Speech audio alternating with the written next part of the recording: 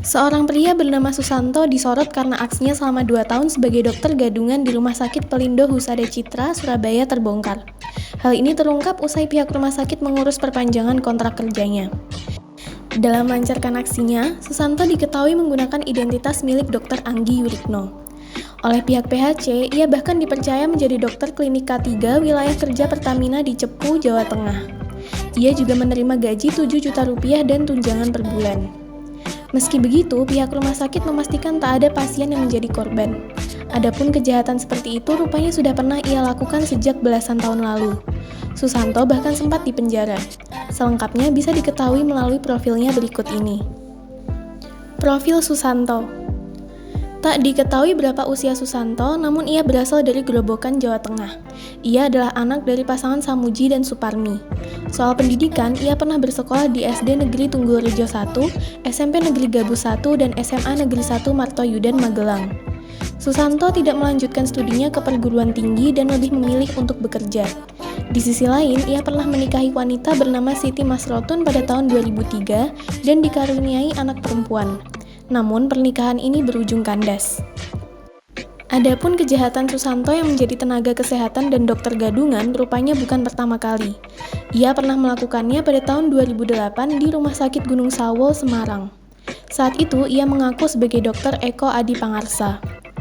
Saat ditelusuri, Susanto bekerja di sana sekitar 2 bulan, yakni Februari sampai April 2008. Penipuan identitas diketahui usai polisi mendatangi alamat Eko Adi yang asli. Begitu ditunjukkan foto Susanto, warga sekitar mengatakan tak mengenalnya. Menurut keterangan mantan istrinya, Susanto pada 8 November 2008 pamit ke Surabaya untuk seminar. Lalu setelahnya tidak ada kabar tentangnya lagi. Sebelum pergi, ia rupanya pernah menjadi direktur utama di Yayasan Rumah Sakit Habibullah. 2 tahun sebelum di Semarang, Susanto juga pernah menjadi dokter gadungan di Puskesmas Gabus.